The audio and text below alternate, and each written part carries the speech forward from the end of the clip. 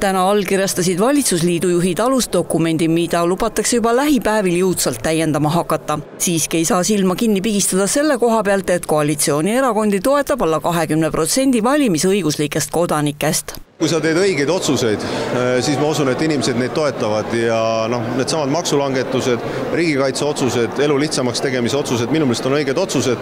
Need ei ole sellepärast vajalikud, et reitingut tõsta, vaid sellepärast, et nad on õiged asjad teha.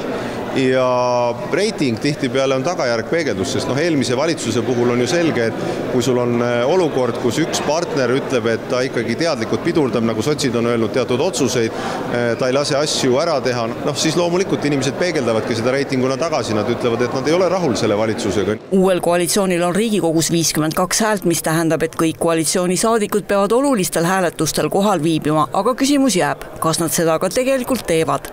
On ennegi Eestis valitsetud väiksemate häälte arvuga, nii et see on ikkagi valija tahe olnud praegu, et enamus Riigikogus on nendel kahel erakonnal mandaatide mõttes, nii et eks me niimoodi siis selle rahva valija tahte järgi me praegu toimetame. Et loomulikult tahaks seda, et oleks laiapindsem koalitsiooni toetus, aga ma arvan, et inimesed tahavad ka seda, et valitsus oleks otsustusvõimeline. Ministerikohtade jaotus sai paika juba laupäeval. Uuenenud valitsuses alustab 5 uut ministrit. Näiteks siseministri ametisse astuv Igor Taro on maininud eelneva kogemusena abipolitseinikuks õppimist. Ei saa seda veel mingiks suureks kogemuseks nimetada ja see ei ole ainus põhjus, miks ma võib-olla ennast natukene kindlamalt selle valdkonna osas või huvitatuna selle valdkonna osas tunnen, aga ma kahtlemata olen saanud vähemalt vaadata natukene, piiluda seda köögi poolt, et ma ei tule ikkagi täiesti nullist. Kaitseliidu liinis oli minu viimane suunitlus tsiviil-militaarkoostöö, kus oli ka elanikkonna kaitse päris olulisel kohal. Uue sotsiaalministrina alustab Karmen Joller, kel napib poliitilist kogemust. Mul on poliitilist kogemust juba 2 aastat ja lisaks kogemust poliitikas, olemata poliitik, on mul, ma arvan, vähemalt 8 aastat. Ma ei karda. No te olete ise öelnud, et tervisevaldkonda te valdate täielikult, aga see sotsiaalkaitse pool, et seal te peaksite hakkama Signe Riisalole toetuma. No kuidas see võiks välja näha?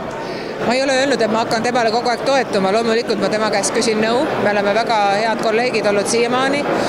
Ma tean sotsiaalvaldkonna kolleege seal ministeeriumis, väga head spetsialistid ja ma ei saa öelda, et ma ei tea sotsiaalvaldkonda, perearst puutub väga palju kokku ka sotsiaalvaldkonnaga. Kliimaministeeriumis tundub olevat käsil suurem remont, sest Yoko Alender saadeti tagasi Riigikokku ja kliimaministrist saab hoopis energeetika ja keskkonnaminister.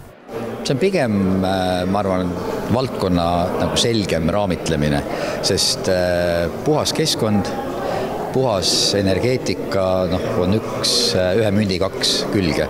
Kui meil on puhas keskkond, on inimestel siin hea elada, kui meil on puhas energia, siis on ettevõtetel siia soov investeerida ja siin kasvada. Eesti 200 uute ministrite kohta on juba heidetud nalja, et maameest Taro on saadetud linna ja linnapoist Terras saadetud maale. Eks poliitika vaatlejad on tihti terava keelega, terava pilguga. Ma oskan seda öelda, et ma olen elanud Tallinnas ainult 6 aastat oma elust, see on vähem kui 5.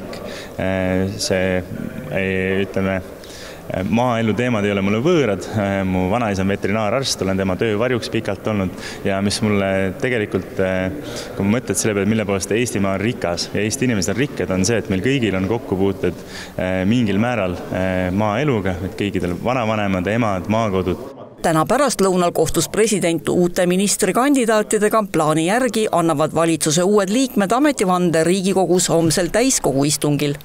Ma soovin edu ja kõige tähtsam ikkagi see, mis sealt kõlakastist välja tuleb ja et see oleks unisoonis sellega, et ka rahvas mõnda lugu kaasa laulaks. Sest rahva ootused on suured, ma ei tea, kuidas lootustega on, aga see on teie kätes.